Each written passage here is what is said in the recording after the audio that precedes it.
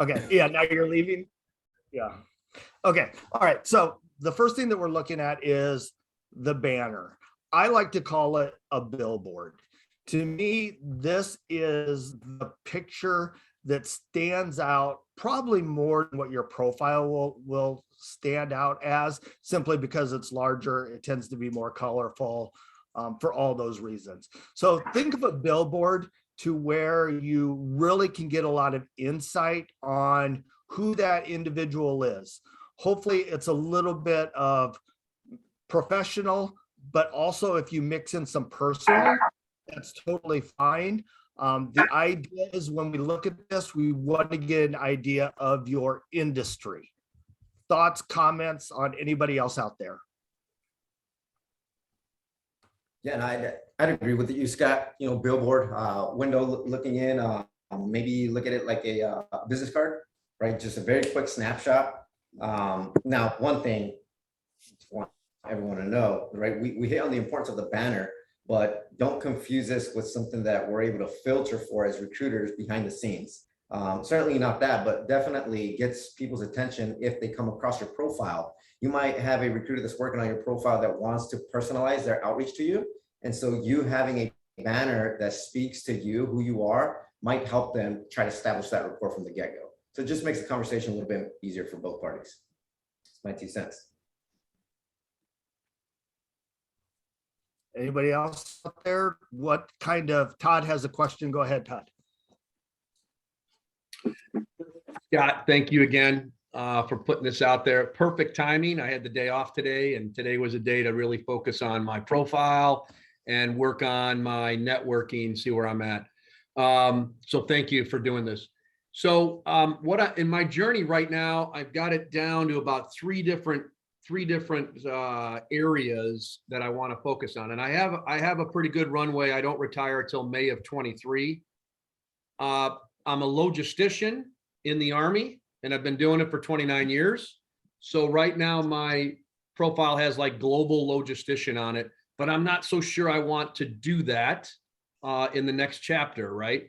So I'm kicking around, program management, project management, and then maybe like a chief of staff role for my next job. So what do I do do I keep it generic, Scott and team? Right now, I'm all about logistics because that's kind of what I've been doing. But as I transition, I wondered how best to kind of keep my banner open and flexible, if that makes sense. Thank you again. Anybody want to take that? I have my opinion. I mean, I think program management, operations management, et cetera, kind of is a good kind of overscope of the direction that you might be going. So maybe something that aligns with that a little bit more. If you really wanted to go totally generic, I've seen people take maybe something that's outdoors that aligns with what they like to do, and then maybe add some sort of quote to it or your contact information. So then it's not necessarily professional per se towards industry, but it's just something that gives us a little bit of insight as to who you are as an individual. So anybody else out there have any thoughts or guidance for him?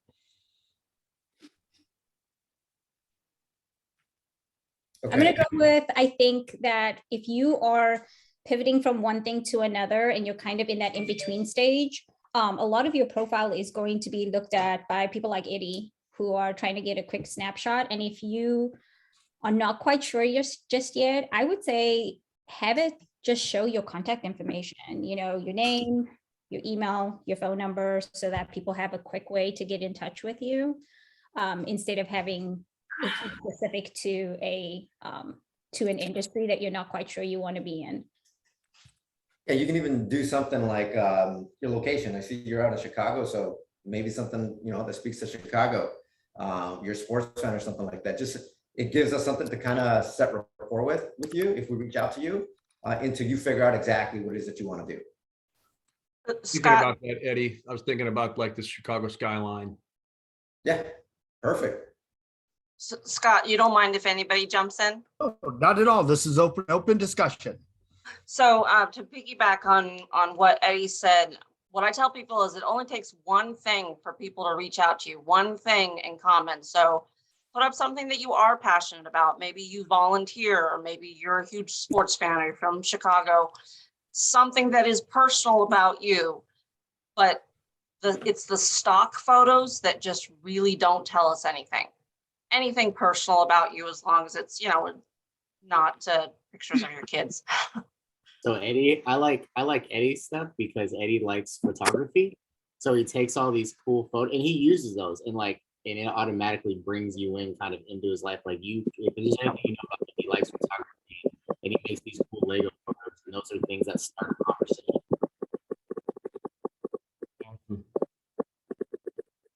Yeah. So Thanks, teammates. yeah. So Cam cutting out just a little bit. Like here's his, I really like hers. It's very simplistic. Chasing my passion to inspire and hire. It gives me a really quick idea as to what it is that she's done, but it's not overly visual, which is totally fine. Let's take a look at Ken's real quick, since Ken kind of put himself out there. Thanks. Real quick, he just showed my profile. So I'm in the same boat as you. I'm not retiring until November of this year, but my goal is to get back into recruiting. And so that's why my profile is just dedicated to show that's the area that I'm trying to get into. I'm obviously not doing it right now. I'm still active duty, ground command and control, which nobody understands. So I'm trying to get very civilian based. No, it's awesome. Thanks, Holly. I like that. It was sharp. Yeah, which I totally agree with. I mean, you're making a pivot towards a different area in your career. So that's what you're trying to create as your brand right now, which is ideally what you should be doing. I like Ken's. I think it speaks to me a lot. It gives me that idea that he's in the St. Louis area. He probably wants to stay in the St. Louis area, but at the same time, he's got some great keywords over here that gives me a wonderful idea as to what it is that he does. And I like that it's kind of techie even, it's got that techie type print. This is a great banner. Thanks. I appreciate it. It's actually pretty new. Still kind of tinkering with what I want my brand to be since I'm about 1.5 years out. But no, I've definitely gotten some good advice from some of these briefings, and that was one thing. Good. Yeah, I gotta say, I like this a lot. It tells me the industry and it shows me a little bit of personality, Ken. So I'm digging that. And then, we'll move on to the headline, but I mean, I see personality all throughout your headline and your banner. So awesome. Thanks. Yeah. So, all right. With that said, I mean, I think hopefully everybody has a little bit better understanding as to maybe what their banner could look like. Canva is a great friend of yours. You can use it for free. To implement and edit different types of photos. But I agree with what Jennifer was saying as far as just taking a stock photo type of a thing that, you come across a lot on LinkedIn is probably not going to establish your brand. So now let's go ahead. Scott, you said Canva? Canva? Yeah. So the evil twin will kind of fill in some different things as they can. So Eddie's got my back also. So yeah, so Canva. That said, since we're on Ken's profile picture, let's go ahead and talk about that a little bit. The one thing that I like to say about profile pictures is, to me, the main thing is smile.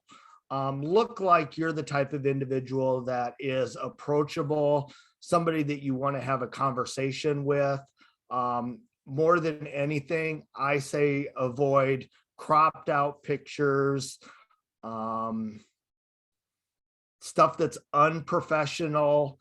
But for the most part, once again, understand your industry and your brand, and then dress the way that you should dress. Thoughts on a profile picture? Is there anything that really kind of you might see in a profile picture that you'd be like, oh my gosh, I don't want to talk to this person, or wow, this looks like a great individual to talk to? What is it about a profile picture that kind of stands out? My number one killer on Facebook is when your profile picture, on LinkedIn, is when your profile picture has your significant other or your children in it. I am not trying to hire you, your wife. I'm not trying to hire your children or your dog or anything like that. Unless you're trying to, get into vet school or something like that, then absolutely put that out there. But I want to know if you're the type of person that, like, from your smile, from your, like, your profile picture. Oh, why is Cam's up there? Like that smile. I want to see your smiling face. So if I have to choose between two candidates, one that doesn't have a profile picture and one that has one, like, I want to see your smiling face, just like Eddie said. It's a remote world right now, and we want to see your face. Why are you using? And I will tell you this. So this is a piece that I use because I am on Clubhouse a lot, and I'm also on LinkedIn a lot. So I use the same profile picture so that people can, if they're meeting me on Clubhouse, they're immediately connecting with me on LinkedIn, and it's the exact same person. So just keep that in mind as far as branding goes, to keep that consistency. If you are on multiple platforms, looking at jobs or connecting with people and networking with people. So I actually had a question about profile pictures, because I was able to get set up with Portraits for Patriots in a couple weeks. And so I'm actually getting like a professional headshot done for free. And if you guys have any advice on like attire or how it should look, like I've never done a professional headshot before, but I'm trying to do it to make my profile look a little bit more on the professional side. Holly, you probably want to pick something, and this is completely opposite of what's in my profile picture, that is not too flashy, maybe a plain color that you really pop in, but the photographer should let you do several wardrobe changes, and you should be able to pick what you want. Thanks, Jennifer. Also, quick question for Nadia. What is Clubhouse? Oh, so it's an audio platform that came out like a year ago, and we all four used to actually be on it and do this exact same thing on Clubhouse. But it's another app. However, LinkedIn is coming out with its own audio room type thing, which it's only been released to a few people. But it was a great way to connect with people, because on LinkedIn, you're sending, private messages and that type of thing. But in Clubhouse, you could actually like speak to people one-on-one. And I built some amazing relationships with people on Clubhouse that I then connected with on LinkedIn. And I was able to collaborate with them, network with them, be able to help them with their job search. So it was a beneficial tool for me for networking. And so for you, for recruiting, that's another excellent piece. Like, you're in the people business, like you're going to be in the people business. And so finding ways to connect with people, whether it's your Instagram. I know Cam ties his work Instagram to his like LinkedIn or something like that. But that's how he gets to connect with people and bring them over from one platform to the other. And then Clubhouse can be good for you too, because there's a lot of people who are in the space that you want to be in, who run rooms like, hey, let's talk about recruiting as it is right now, or hey, and it can get very specific, like, hey, tech recruiters 101, like, and all you can do it while you're washing dishes, which is really kind of the biggest sell point, is like, you don't have to get all done up or have sweet hair or nothing. You can be driving, you can be doing whatever, and there's even like not this need for you to put your camera on mute or anything like that. You just pop your earbuds in and you can listen to these people talk. Like a live podcast, kind of. Awesome. Thanks, guys. Yeah, I would check it out. I mean, I think it still has some value, though it's losing its value. And now that LinkedIn is coming out with the same type of platform, I think that's going to be a little bit more interesting to us.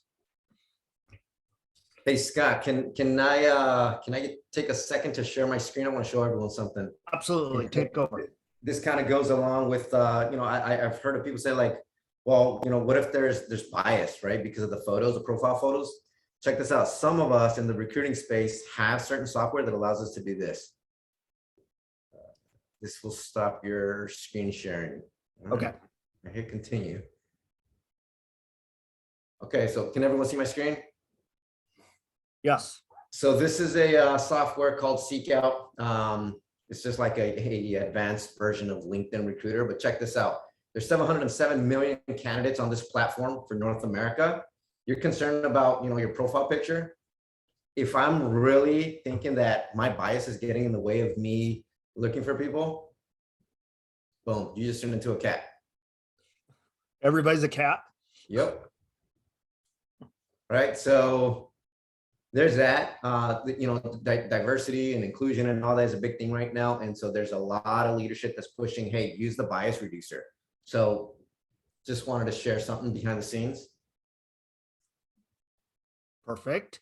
And how else do you use that, or how does a person get plugged into that? It's a platform that automatically pulls from various other platforms. So it pulls from LinkedIn, it pulls from GitHub, and anything else that's public out there, it's going to pull. So for the recruiters and the sourcers out there on today's call, talk to your leadership, get the budget for this. So the seek out tool, oh my God, it's freaking amazing. Hands down, way better than LinkedIn Recruiter. Is it cheaper too? I don't know about that. It is cheaper. I just use it. Okay, you don't know about that, right? No, I Which is a whole nother thing that we're going to talk about a little bit later is LinkedIn Recruiter, and you know, what is the cost for something like that, you know, and those types of things. So so good. Thank you. That's kind of interesting to see that it takes from your LinkedIn profile. Okay, so the next part that we're going to go down to will then be our headline.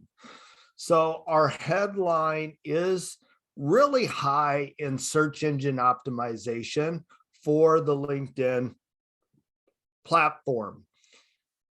The way LinkedIn has it set up, that if you do not edit this and change it, it's automatically going to be your current job title with the company that you worked for. That's obviously not advantageous to you as somebody that's trying to develop your brand and put yourself out there to get found. So there's a couple ways that you could potentially approach this. The way Nadia has approached hers is a little bit more with keywords that are related to her industry and her profession, and probably where she has the most interest in. So that's, obviously one way to sort of do it.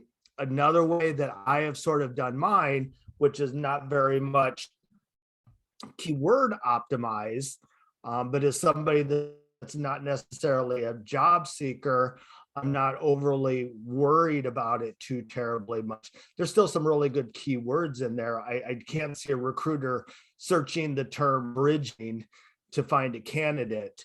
But by having sort of really short taglines, hopefully gives a person an idea as to what I do when I reach out to connect with them, so I don't have to provide some sort of an elaborate type of message. We'll go look at Eddie's and how Eddie has approached his.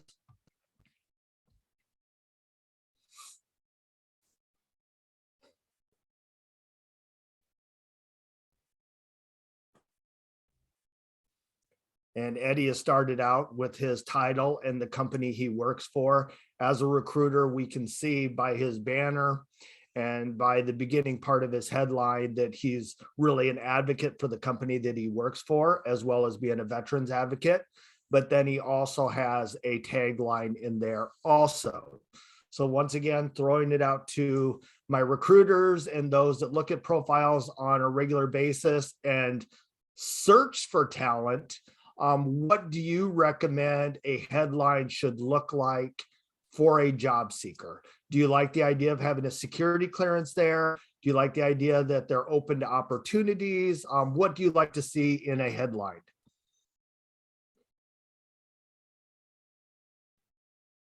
Yeah, I'm curious about any other recruiters on the Zoom call. Anyone? Okay, well, I'm not a recruiter, but I'll tell you what I tell people. Good. Please put veteran or mil spouse or military spouse in your headline. There are people that are paid just to look for you. I say, please put your clearance in your headline. It should basically be part of your name. That is valuable information. And it's not classified information. Everybody kind of twinges when I say this, but it is not classified that you have a clearance. If you're listing what your MOS is, well, chances are people could figure out you have a clearance. If you want to go to some job hiring events, you're going to have to prove that you have a clearance just to get through the door. So don't hide that, especially if you're in the DMV area. Please put that up there. Jason has a Yeah. question for us. Hi, I'm Jason Gamble. I've run across, kind of conflicting, advice.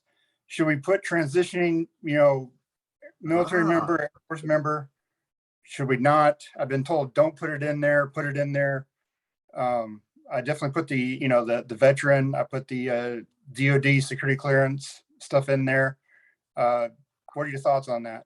So my advice for this, Jason, is that you're going to be networking. Okay. Your profile is only part of networking. It's like a business card that you leave at the door. You need to go and engage with people. If you're engaging with people, they're going to know you're a transitioning service member. They're going to know you're looking for a job. But no one is searching that word, transitioning. So you're wasting the space. Okay. And Scott has my profile pulled up there. I mean, should I put, the industries I want to go into, or should I put the, what I'm currently doing in the military right now? Do you want to be who you are right now? Somewhat, but I've had, multiple roles in the military over 24 years, and I'm open to, fulfilling a role in any one of those areas. But you are transitioning to civilian roles. So why would you put up your military role? No one is looking for you to hire you for that. You want to be found for the civilian roles. Right. And that's what I put in my profile there. If you look at it, the aerospace industry, supply chain, graphic design, those are the industries I'm very highly interested in. So real quick, Jason, if I can jump in. So if I'm putting on my sourcing hat on, you're going to confuse me as soon as I open your profile. I don't know if you're trying to get into supply chain or into graphic design, right? So your passion behind what I'm looking for, right? Because there's a lot of hiring managers that are like, I want to know that they're passionate about what we're going to hire them for. You're kind of confusing me, right? So I don't know where your passion lies based off of that. But again, that's just me. That's an ism. That's certain hiring managers. The transitioning, yeah, Jennifer's right. I'm not doing a search for transitioning. I think I can tell, right? The whole point of a transitioning service member is he's pivoting. They're pivoting over to potentially, most of them, looking for another career. The fact that you have open to network, that tells me the same thing as far as you saying that you're transitioning, but you're not burning real estate on your headline, right? So the open to network is completely fine as far as I'm concerned, because I'm able to filter for that. I'm able to do a search for that. But the transitioning wastes valuable space on your headline. So okay. And you mentioned about the headline photo as well. Obviously, I'm interested in aerospace, and that photo is actually one of the pictures I took while I was deployed. I'm thinking about changing it because I like the idea of the St. Louis skyline and with a few key words put in there. So I'm gonna definitely be changing that. So yeah, appreciate the info. We had a couple other people that raised their hands. What questions do you have? I think it's Katie. Yeah, so I just wanted, just from a recruiter perspective, I do agree with Jennifer. The transitioning doesn't really need to be in there. Because like she said, if you're talking to us, we definitely know you are. But something that, and I'm curious to see like what all of you guys, like Jennifer, Scott, Nadia, what are your thoughts? Because I feel like for certain positions that I look for also, if they put somewhere, it would help me in certain positions that I am looking for, if they at least let me know when they're transitioning, because there are certain times I'm like, okay, I know they're a veteran, I know they are, but I also need to know when are they available, because this job needs to be filled by this month, So I feel like also, so if you could somewhere, and I'm sure this awesome team is gonna be talking about keywords later, but also if you could somewhere on your LinkedIn profile, if you could at least put your transitioning date and when you would be available for a hire, I think that would be helpful.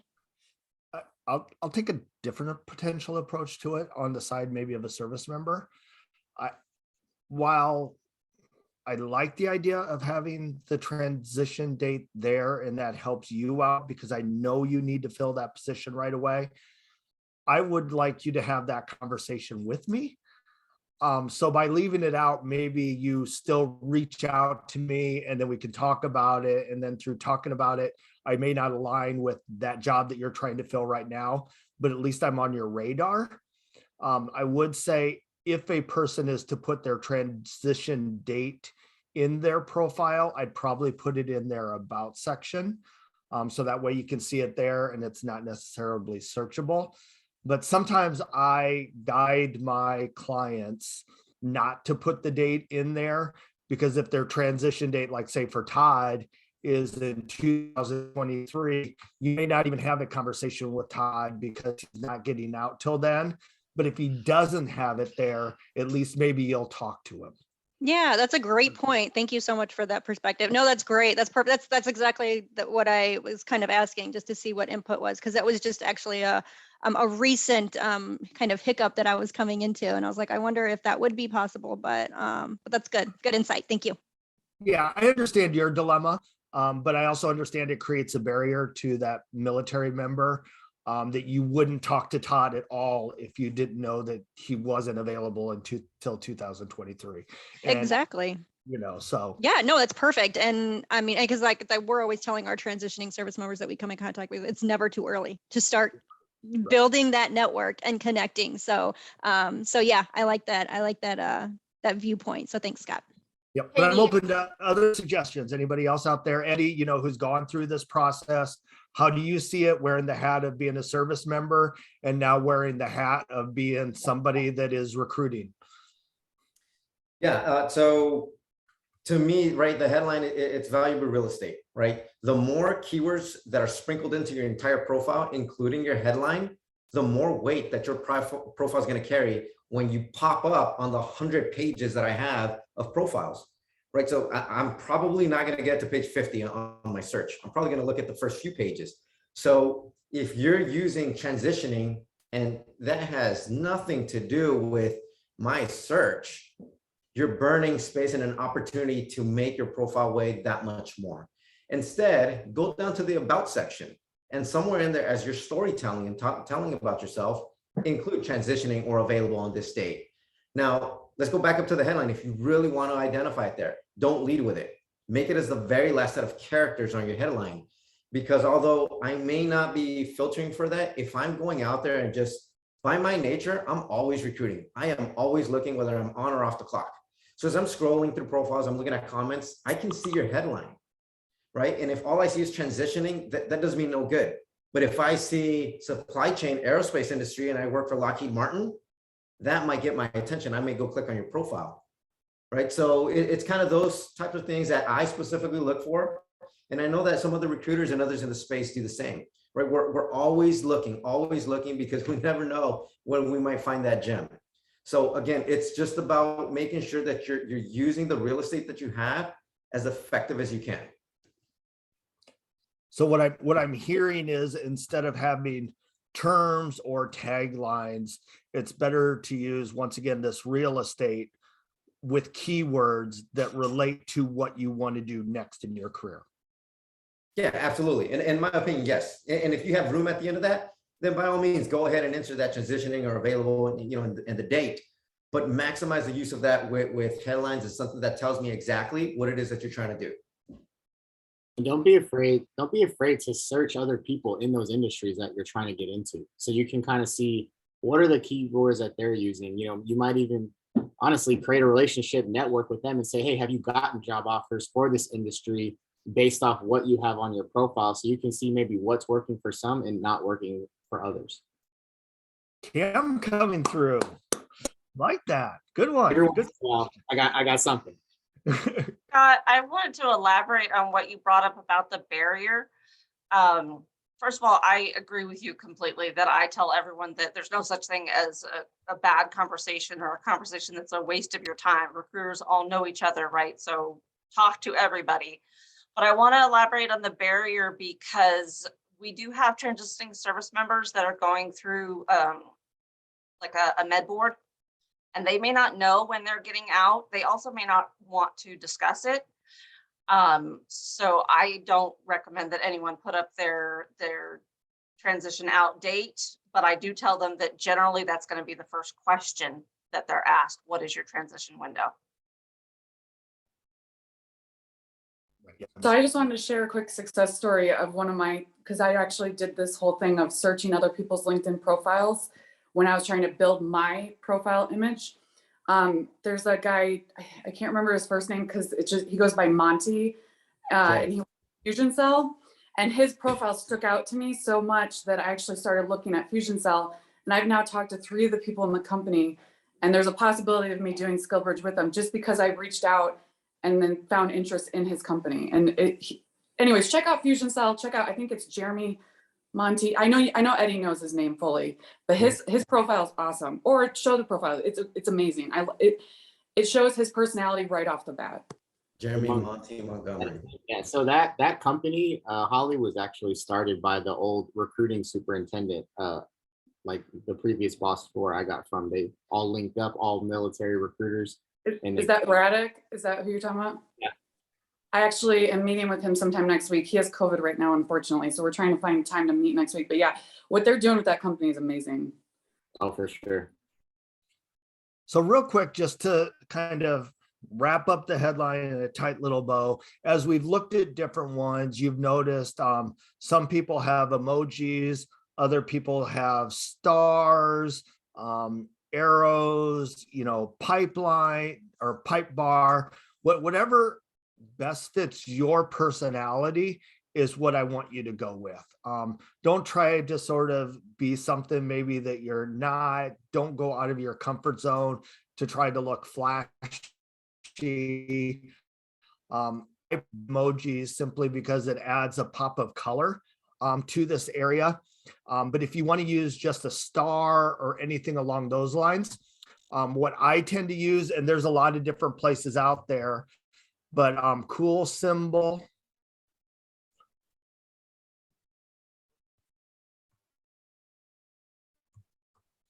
Coolsymbol.com is where you can go to get a lot of different emojis or stars or arrows. I had one client, her last name was Winters. So in between her keywords in her headline, she used snowflakes to kind of align with her last name. But it's really up to you and your comfort level as to how you want to separate those keywords. But I tend to use cool symbol, and we'll come back to this in a moment. Hey, Scott, I gotta jump off real quick. Right. I wanted to do the screen share for the ATS, but I do see that Sam has had his hand up for a minute. So Sam, go ahead, man. You got the floor. Yeah, thanks. I just had a quick question. I noticed that some people have that little banner around their profile pic that says #open to work. And I was curious if that helps your search engine optimization when recruiters are looking for folks. And if so, how early out from my date of separation out of the military should I start putting that kind of stuff up? Anyone want to take it? So I got that. Yeah. I mean, just by hearing Eddie say that it's searchable, I think that's positive. I don't think it hurts. I'd say 6 months. Nadia, what do you say? Yeah, so I'm going to give you a different perspective because I just had a conversation with somebody about this. There are some recruiters that don't have access to LinkedIn Recruiter to be able to use that function where you can see it on the back end. And so having that banner up is actually really helpful for those people who are searching specifically somewhere in your profile for that hashtag or that word. So it might be helpful in that regard because she was like, I just don't know what I'm doing. She's like, I can't get any candidates. And I was like, well, do you have LinkedIn Recruiter? And she was like, no, she's like, my company can't afford it right now. So 2 different aspects to it. Eddie, of course, is, our recruiter sourcer extraordinaire, but that's just a perspective from a conversation I just had where she was like, how else do I find people? So I think having it would be good visually for people to immediately know. And I'm going to tell you from a networking standpoint, because that's what I use LinkedIn for, is to network for other people's jobs. I build my network for you, not for me. So if I'm doing a quick, oh my gosh, somebody just posted a job on my feed for a software engineer, and I'm doing a quick search for software engineer, I'm automatically going to go to the person that has the open to work banner, because that's somebody that needs my help immediately in my network that I'm connected to, and I can put my name behind this person as a personal referral to the company. So Yeah. Sam, Great, I appreciate it. it's also helpful because when you make that available to everyone on LinkedIn, you get a gray box like Jeremy has here that says providing services, but your gray box will say open to. And everything that you drop into that open to wizard is available to everyone, so they can see what you're looking for and where you're looking.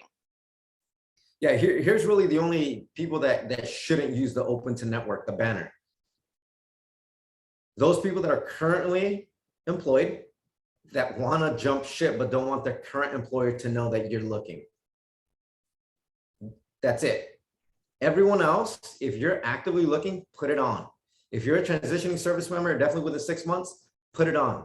I've heard this thing and I've seen it go around as far as, oh, well, if you have it up, you know, it looks bad. How does that look bad? You're looking for an opportunity. I'm a recruiter. I need you. I need talent. I'm trying to fill a rec.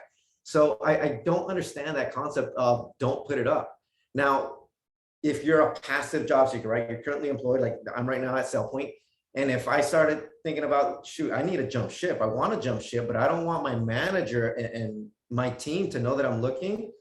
I'm going to go behind the scenes and make sure that I click the option that says recruiters only. What LinkedIn is going to do is it's going to tell everyone behind the scenes that you're open to work. It's not going to place the banner, and any recruiter on your team within your organization that has that recruiter's license is not going to see that. Right. So that's the only time that you don't want to have it is, again, you're currently employed and you're thinking about jumping ship. You don't want your current employer to know that you're actively looking.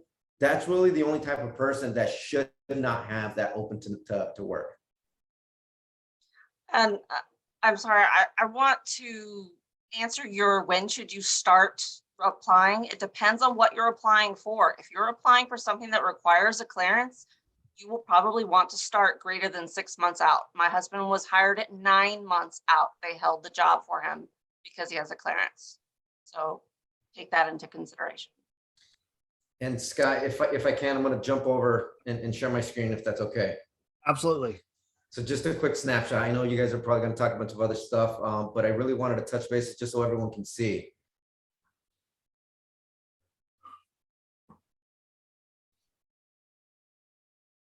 Okay, you guys see it? There's a funnel right here. Yep.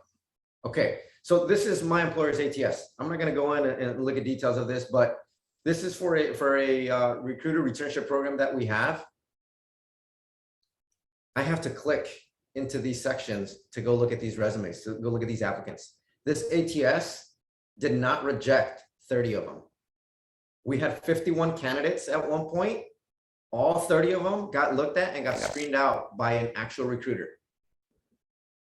So we can sit here all day and this ATS is not going to do anything. An applicant tracking system is exactly what it says in its name. It's an applicant tracker. It's an archive in a way for us as recruiters to be able to manage the number of candidates that we have. Now this, in totality, 51 sounds like a lot. I saw a rec the other day where the recruiter had 158 applicants in it.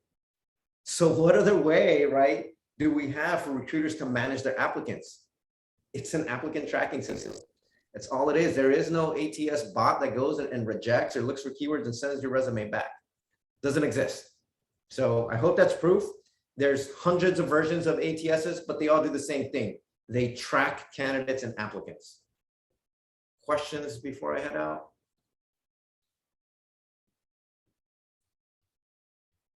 I'm I don't sorry, think so. Eddie, can you, Todd has the question. yeah, I'm sorry, Eddie, can you, you said that the applicant tracking system does not pull candidates out, that the recruiters have to take a look at this, or does the applicant tracking system actually weed out? Can you articulate that one more time again? I didn't. Yeah, absolutely. So I have to go in and click everyone's application, their profile, look at the resume, and then make a decision whether I'm going to kick that out or push it forward. right? It just houses it. So think about it like back days, our library systems, right? We used to go in and there was no computer. We'd have to search through the catalog, the index. That's exactly what this is. It just houses them, it organizes them. I can put my notes on it. I can tag people. I can send my notes to my manager, ask them questions, whatever the case is. It's just a system management to track our applicants, our candidates, and our resumes. But we have to look at them. Yes. Can I jump in there a little bit? There is no one way that these things work uniformly across the board. And as Eddie said, there's a lot of different applicant tracking systems. You will never escape an applicant tracking system, one.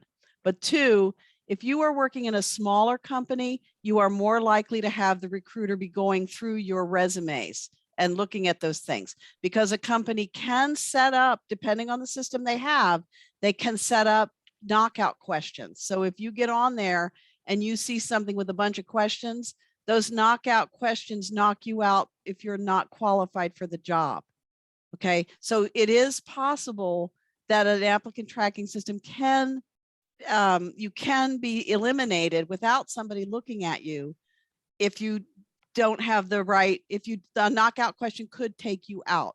A recruiter could just go through and screen out of what there is, but many of us look at every application. I'm another recruiter that looks at every application that comes into my system, but not everybody will do it that way. But you just have to kind of, you know, keep working at it and make sure that when you're applying, you're paying attention to what you're applying to and that you match what you're applying to, because you're more likely going to be looked at.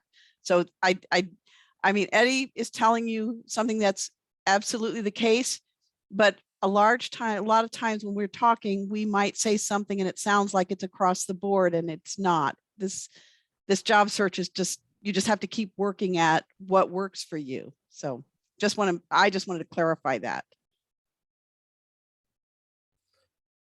Yeah, absolutely. The last example I'll give before I head out, I'm working on a project right now to find talent specifically out of Mexico. Between my partner and I, we had to go out and look for candidates. We found 400, almost 500 candidates. Guess what? 12 hiring managers are going to go through that entire list and tell us initially who's a yes, who's a no before we move forward and start messaging them.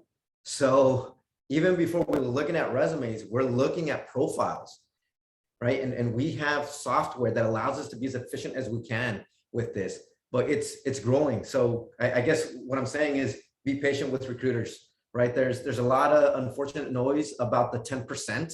And it's always been like that, right? You hear the most noise about the negative stuff, but there are a ton of great recruiters out there that are going to bat for you, that are your advocates and your champions out there. So keep at it. If one recruiter doesn't get back to you, if they ghosted you, that's a completely different topic. There's 10 others that won't. And we're all trying our best to try to get to you and be your best advocate and be that champion for you. But other than that, I did drop my LinkedIn profile in the chat. Connect with me. Scott, if you got another one of these, I'm definitely down to do it. If we want to do an evening one and bring a drink, that'd be awesome. But hey, just throwing that out there. Other than that, everyone enjoy the rest of your Friday and weekend, and we'll see you out there on LinkedIn. All right. Thanks for coming, Eddie. I'm in as long as Cam's not here. You're right. We won't tell Cam about it the next one. Haters gonna hate, potatoes gonna potato. No, but yeah, I think doing it in the evening could be phenomenal as well. All right, so let's go ahead and let's jump back to these profiles and keep kind of plugging away at this. All right, so that kind of takes care of our headline. I think everybody kind of gets a really good understanding. Obviously, keyword optimization is what we're looking at in this area. It's number 2 in the search engine optimization behind your last name. I did see a question about having maybe their degree in either their headline or maybe the acronym after their last name. I would probably say yes, it would be beneficial if you believe that is something a recruiter would be searching for in finding talent. And that goes out to, talking to other recruiters and kind of getting an idea as to what it is that they look for. But if you have, like Eddie was saying, the real estate to have that degree up there, I would probably go ahead and put it there. because a lot of times they may not have scrolled all the way to the bottom of your profile to make that happen or to be able to see it. Scott, I have one thing to say because Amanda was like, she had asked a question up there Okay. to Amy about, I can't see your passion in your headline. And so if you look at Jeremy's real quick, you're immediately going to see one thing that shows up often. So veteran, Mission 22, veteran and milspouse advocate, how can I help you? I can tell what his passion is about. He says veteran in there twice, milspouse, I'm passionate about helping you. I know what he's passionate about. And so I think what we're trying to say when your headline is valuable real estate. So use it to tell us what you're looking for and why we're hiring you. So if you have graphic designer, pilot, human resources, it's really hard to try and navigate the space of what are you actually aiming for? What role are you seeking? And how can I help you? That's what literally everybody on LinkedIn, the majority of the people in the transition space are there to help you. So make it easier for them to know where you're targeting, who you're targeting. Like if I was trying to work for Northrop Grumman, for example, my headline would be seeking opportunities, HR opportunities at Northrop Grumman. Valuable real estate, and right off the bat, you already know what I'm looking for. I'm looking for HR opportunities and I want them at Northrop Grumman. So make it easier for us. Make it easier. Yep. And it's right up there. So, I mean, if we look at it, this area right up here, the banner, the profile picture, the headline, this is what we see before we actually click on your profile to open it up. So that's why it is so important for us to have excellent use of this area, which I like to call above the fold. Like when we used to go buy a newspaper from a vending machine, the only thing that you would see is above the fold, that first portion of the newspaper to try to guide us or want us to go ahead and buy it and purchase it. So we really need to pay a lot of great attention to this area.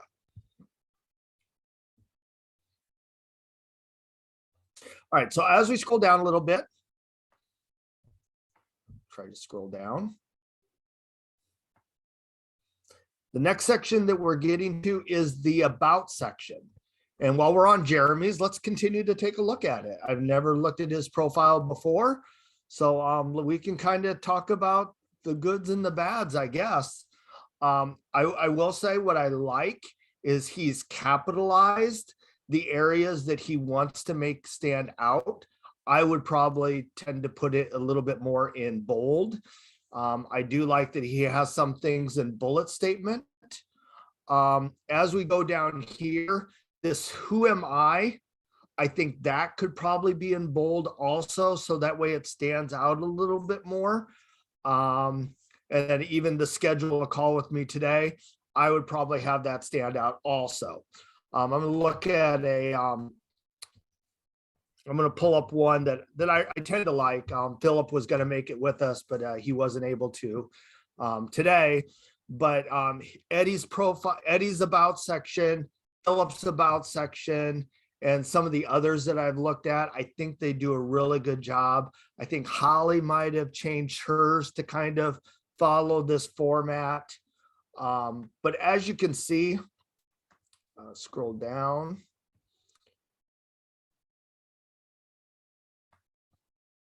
So even we'll probably go look at Eddie's real quick.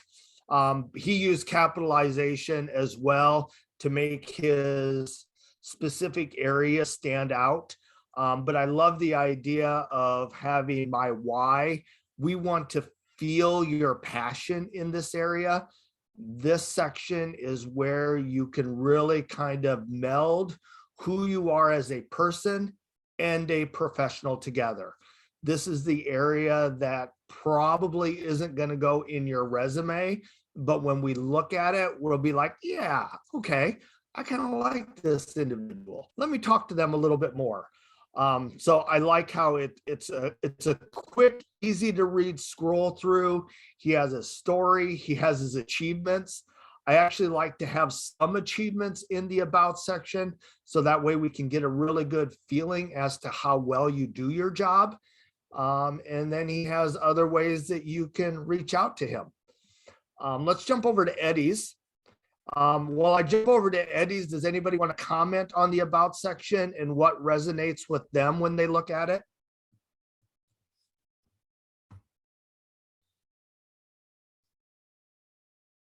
Todd, go ahead. Hey, so Scott, this is awesome. Thank you so much again. So the about section is to complement the resume, or are there still items that will be in your resume in the about section? Because right now, pretty much I'm pretty heavy resume in my about section. I don't get personal like this. So I'm intrigued as to how to, again, leverage this and pivot and maximize my profile. Thanks. Yeah, so I mean, of course, we go quite a ways back, Todd, and I really think that this portion of your LinkedIn profile has changed and morphed a little bit, since maybe we've spoken in the past. I really believe this area is a great place to talk about who you are as a person and describing your passions. What is it that makes you want to get up and go to work every day? What is it about your job that really kind of increases your heart rate and makes you thrive to be a better person? I think that's the direction that we want to go in this area of our LinkedIn profile, which once again, I mean, Eddie here has some great soft skills, character, integrity, credibility, reliability, authenticity. Those are great soft skills. We may not have the space in our resume to add all of this.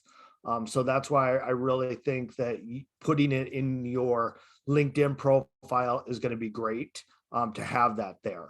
Once again, thoughts from anybody else? I hear a different perspective. So I have a lot of people who copy and paste their resume straight into the about section. I see that happening a lot. And so for me, I always tell people, like, your resume is going through, ATS, it's going through hiring managers, whatever the case may be, to see if you can meet the minimum requirements for the job. But your LinkedIn profile is going to tell me your why. Why are you the right person for this job? Why should I select you over another candidate? What makes you stand out? What your achievements are? Because in your resume, you only have a short amount of time and space to tell us what your achievables or your deliverables were in your role. And especially for you that you're trying to pivot, Todd. So you're actually going to be using your LinkedIn about section to tell us that as a logistician, how you're able to flip it around to your next role and use those transferable skills. Because your resume is telling us all this logistic stuff that you've done, but your LinkedIn profile should match up to that in the sense of, now tell me how you're going to help me. Tell me why you're going to hire me. Tell me why you're passionate about this field. Like, I always tell people to have fun with the profile section, keep it keyword rich, because that's also a piece that you want to have in there, is those keywords from the job description, from what you're doing. But tell me who you are, because I'm not going to be able to get that from a resume, unfortunately. Great. Yeah, that seems like it has kind of changed a little bit, Scott, huh?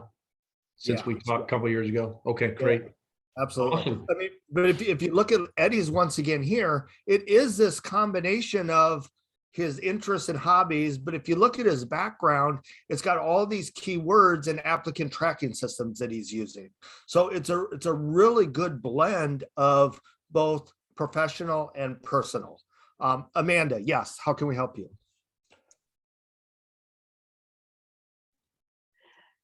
Thanks. I'm not camera ready, so you're just gonna have to hear my voice, I guess. So I don't want to be a Debbie Downer, but and I dropped this in the chat, but I don't think I was being as clear as I had hoped. When we talk about passion and work, those two things are not together for everyone, to include myself. I am not. My passion for work is money, right? I'm going to do a good job for people. I'm an excellent worker. I've had a lot of success, but what I am passionate about does not belong, in my opinion, on LinkedIn. That doesn't mean that I don't have an about section and a headline and all of that, but I cringe every time I hear the word passion linked up with work, because that is not everybody's association. So I just want to throw that out there and kind of hear, maybe if I would really appreciate it if there could be some reframing of how we talk about it, so that it doesn't alienate people who are like, look, I have bills to pay, I can't sit home. My passion is my dog and my traveling, and nobody's going to pay me to do either of those things. So with that, I will mute. So no, I think so. I mean, no, let's talk about this. I think it's a very good topic to discuss. I think when a person can align their passion with their profession, they tend to perform at a higher level.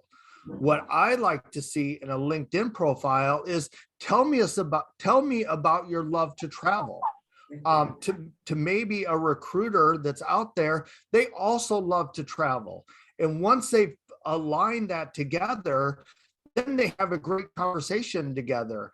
You know, I was just looking at Eddie had a conversation with another recruiter. I'm sorry, I know you're out there. I totally forgot your name because I'm talking. But you know, they had a connection automatically because they were both in Okinawa together. Hannah. What we're looking at is, what do we have in common with people to the point where they might want to help us out, reach another level in our career. And that's kind of where this about section comes in. It's breaking down barriers to where people want to talk with us to help us get to where we need to go next. And we all have different things that drive us. You know, some people is it the paycheck? Is it the ability to help people? Is it, time off? Is it remote work? I mean, what is it that drives us to do better at our job? And that's where passion comes from. Do we have anybody? I think it was Hannah. So do you have any other questions out there concerning the about section? I thought I saw a couple hands raised.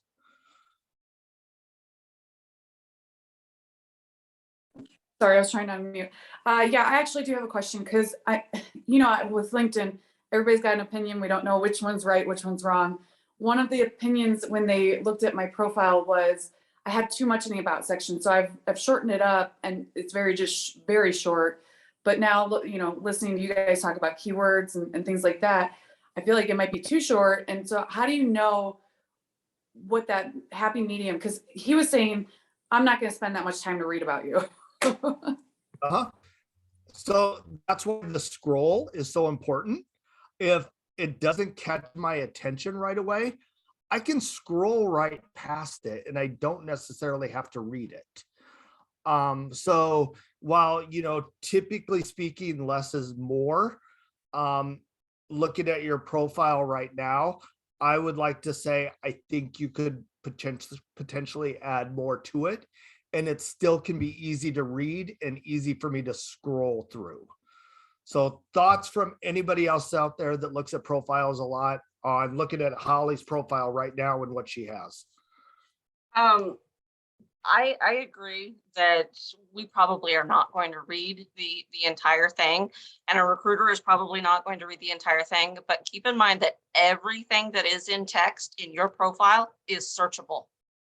So this I agree with Nadia that this section, well, actually, I think your whole profile should be keyword rich. Find those keywords and drop them into every section of your profile. Yeah, I'm a big advocate for, I like bullets, don't get me wrong. I think that they're very to the point, but I also kind of like the paragraphs, like tell me a little bit about you.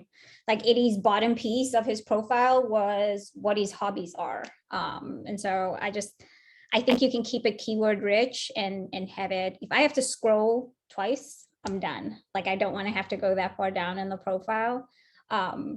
But the bulk of it should be at the very top. If you're a transitioning service member and you're available in March of 2022, that should probably be the first line on that, so that people can read that and grab it immediately. But I think as long as you can tell us a little bit more about you in your about section, and keep it relative to your resume and the role. And then another important part is like, think about the role that you are applying for. If you're in graphic design and you're trying to get, like, if you're a fueler right now and you're trying to get into graphic design, you're going to want to show us, like, you're going to want to drop your link to your portfolio somewhere on that, in that about section, so we can go see your work, because we can't get it from your resumes. But this gives us another opportunity for us to go and find your work and see what you do. If you're a podcaster and you have a podcast, you drop the link for your podcast in there so people can go hear more about you. If you have a blog that talks about the role that you're passionate about or the industry that you're passionate about, you'll want to drop it in there so we can go read more about you. I will tell you right now, focus on the role that you're aiming for and the company that you're aiming for as well, because a lot of recruiters, mine in particular, when he looked at my profile, and that's why he hired me. He didn't look at my resume, because that never ever got to him. It was from my LinkedIn profile that I was hired and my content that was out there. So just a different perspective. I was also hired solely based on my content. I have no background in transition whatsoever, but I started volunteering and I created fun content, including training content, and that is how I got my job. So if you're trying to get into recruiting, Holly, and you're not really sure, like, how do I break into this? Like, how would you want to receive your information? You know, if there's a great podcast that you're learning from, post about it, so we can start seeing your recruiting content out there. So if there's an article about recruiting and you have an opinion about it, post your opinion and link us back to the article so we can go read it, so we can start learning about who you are as a recruiter. Yeah, so this is the same advice I give to a lot of military spouses who, are afraid to put themselves out there because they have big gaps in their resume, but they have mad skills. We all know what Nadia is nodding, what you have to do as a military spouse every time we PCS. So what I recommend is a skills inventory. Just tell me a story. Just take one PCS and what you had to do, just one piece of it. Maybe you had to find a dentist or whatever, and bring that back to your why and your passion for what you want to do now. And that's a star answer right there. Not only are you telling your network who you are, but you're practicing your interview skills as well. And don't be afraid to get a little specific with it as a recruiter, because if you stay too general, then it doesn't show that you have any specific area of expertise, right? So were you an EA recruiter and then you went back to URTF? Yeah, I was the EA recruiter, and unfortunately, my career field's critically manned, so I only got to stay for 4 years. I would have loved to do what you did with the health professions, but it just wasn't an option for me. And that's fine. I mean, so concentrate on maybe the jobs you were really good at recruiting for. What were big areas that your demographic and your zone had that you excelled at?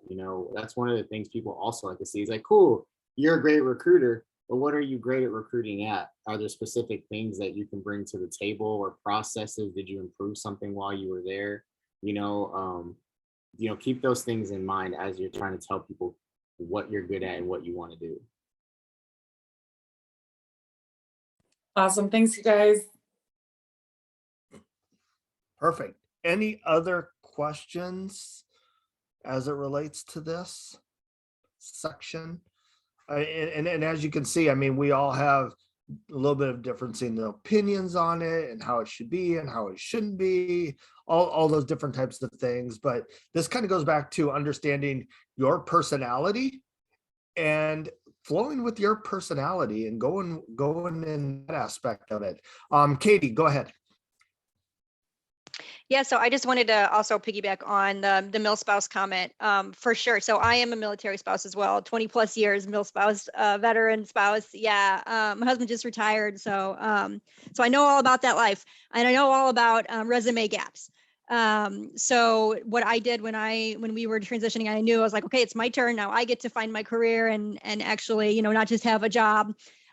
So I used, for me at that time, when I knew what I was looking for, I used that about section to kind of explain my gaps, explain who I was, explain, why they were there, and what I was doing during those gaps. Like I wasn't just, sitting around twiddling my thumbs. I was either volunteering or, I was a communications assistant or always staying busy. So you can also use it. I mean, that's what I did, and it worked. So that way it gives you a little, it's a nice little space to use to explain some of that stuff as well. I definitely have changed it since then, but Okay, I'm just pulling it up. I'm like, let's take a you look can pull at it. You can definitely pull it up. Everybody Now can it's definitely, Yeah. it's definitely different now, but yeah, but that's how I used it. And that's how it was when Quincy and Angela found me. So yeah. Uh-huh. Yep. When I just moved here. So I Yeah, love you guys, so shorter, couple I'm, paragraphs. yeah, so I'm very much like less is more. I love, and you know what it is? I think it's because I love to write. So if I were to give myself full reign here, my whole life story would be on there. So I have to like, I'm a very technical writer. So like I would have went into detail. So I'm like, let me keep it pretty short and concise, and let my work kind of speak for me. And my, relationships speak for me. But I also am taking notes on, different ways that I could beef this up a little bit, I guess. I think I just kind of going back to what everybody else is saying too. I feel like when I go to other people's LinkedIn's, sometimes I'm like, it's just too much. Like they wrote too much. There's too many symbols. It's just like too much noise. And so I'm trying to not be too noisy on mine. But I think I definitely have some space here. To add a little beef, but Yeah, I mean, as I looked at your profile right now, my eyes went to your activity, and which we're going to kind of roll into next. But I mean, just the warrior hockey and being around those individuals, and as you can see, I have on my blues thing. But so I understand the warrior hockey program. But just even like tidbits, a little bit of that. It doesn't have to be like, once again, your life story, but just give me something to where I see it, and I'm like, oh. Wow, I didn't know Katie enjoyed that sort of stuff. I do too. I want to talk to her. And that's how barriers are broken and the ice is broken, so to speak, literally for us, right? And it makes us want to talk to each other a little bit more. And the more we get to know each other, the more we want to help each other out, which then means the more opportunities are going to come our way. And definitely the networking. Yeah. Exactly. And if I just looked at this and I saw, okay, she's passionate about inclusion and diversity. Well, so is Nadia.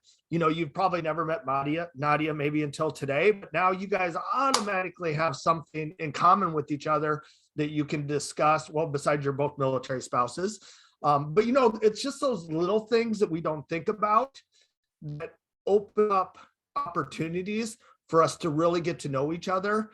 And that's where we find out about job opportunities that aren't necessarily being advertised or marketed. Yep. Awesome. I will say this about my about section, because I was in real estate and then we had to go Oconus, and so I had to give up my career. But I have a lot of people that reach out to me because I've kept real estate in my experience, because I still hold my license and I do real estate investing. But I want to say about 10% of the people that reach out to me every month are reaching out to me about real estate. Either they're, hey, I'm moving to your area, I was interested in real estate. And I was like, where is it? Like I had to like scrub my profile because I was like, I don't want to be in real estate anymore. I'm not active in the market. I'm not selling anymore. I'm not even referring at this point. Like, where are people picking that up from? And it ended up like I had one line, I think, in my about section that had real estate and people were like pinging me. 10% of who reaches out and connects with me are real estate agents because of that. Why'd you pull mine up? Because good and well, I haven't worked on it in a while. Well, I mean, as you started to talk, so I decided let's take a look and see what you have. And I will say, I mean, it's obviously heavy in keywords, which is great. Once again, a couple scrolls through and I can see where your talents align. So yeah, once again, I mean, it's a different perspective of something that can definitely work in putting together an about section.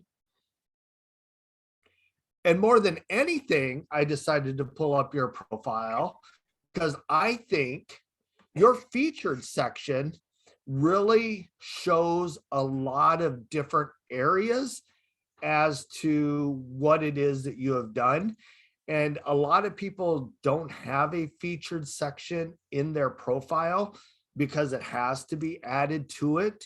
But it's another prime area of real estate to where you can paint a visual picture as to what it is that you've done, what it is that you enjoy, content you've created, etc. So as we look at Nadia's feature section, the very first thing here we can see is diversity and inclusion. She's got her certificate in yellow belt, and then she's got some other things that also she has posted in the past that has had really great engagement. She's got some things here that she's done with her military spouse. And then she's had 7 other things as well. I think one of them related to banana bread, correct? I don't know if my banana bread one is in there. It might be. Banana phone. So I will tell you a quick story while Scott's looking for that. So I had to do I started a LinkedIn challenge. Oh, there's me and Scott. I started a LinkedIn challenge where I had to post for 30 days and I could not think of content for 30 days. Like if you're trying to jumpstart your LinkedIn like networking, I definitely encourage you to try and post once a day, maybe once a week if you're not, big on content. But I wanted to get my name out there and I wanted people to recognize me. And so this banana bread one, it was so crazy because I had come out one Sunday morning and I saw bananas on the counter and I was like lost my mind. But I knew I had to create content that day. And so I was like, oh, I'm going to create content about this banana bread. I will tell you that post says that it has 177 reactions to it. It has 156 comments on it. But I probably got well over 80 people who connected with me on LinkedIn and sent me connection requests because of that post. And to this day, Jennifer included, that banana bread post is kind of become how people know me and the staple because of that one post that I created. And it was about bananas, but it really ended up being about networking is what it was about. And I tied it back off this bunch of bananas that was sitting on my counter and I was irritated with my family about it. But now it's become this real thing where my husband's like, maybe you should bake banana bread and send it out to people. I was like, I freaking hate baking banana bread. I only do it because of you guys. But it is that piece of content that has made people reach out to me and has kind of showcased my personality where people want to continue to connect with me, except Ken. Nadia, I have to add here because that post, you can see that was a year ago. So my premium expired yesterday. So this is like an anniversary for me. This is right around the time when I really got active on the platform. And that post is what inspired me. That post is what inspired my post that I tell people about, my Taco Bell post. Yeah. And that is what I tell people. You can post about absolutely anything as long as you bring it back to your why. I also want you to know that when you watch my videos, if your avatar is in there somewhere, there's also banana bread. I love it. I absolutely love it. To this day, so I've been on LinkedIn for a year now. To this day, people still refer back to the banana bread and me banana bread. It was 100%. hugely inspired. That was my light bulb moment. It was like, oh my God, I can really write about anything because here's a mill spouse just like me writing about freaking banana bread. That was a huge moment for me. So I really appreciate it. And that's why I pay tribute to you. Yeah, my other favorite thing that people know me for is, or say to me is cheetah. Cheetah, yeah, that also, you should watch for that because in my video where you're doing the informational interview, there's cheetahs on the wall because that's you. I love it. I super love it. So just so everybody knows, Jennifer and myself met each other on LinkedIn, and she's probably one of my closest friends on LinkedIn. And we just met, we've never even met each other in person. Oh. But there will be times where I'm like, I will reach out to Jennifer, she will reach out to me, because you start to build trust and you start to build relationships with the people on LinkedIn, so they have your back. Love you. Go ahead. I totally want to see, I want to see Jennifer's featured section. I'm on it right now. Can you see it? Yeah. That's her feature section. So, I mean, you know, the one thing about Jennifer's, of course, is you can tell hers is about military transition and veterans and the military life, those types of things. So you can kind of see it right away. This is just it's just another really good area to build your brand. And it can be anything from content that you've created yourself. I've seen some people that found a good article on a different platform that they didn't even write, but it speaks to them. So they added it to their featured section because it enhances their brand.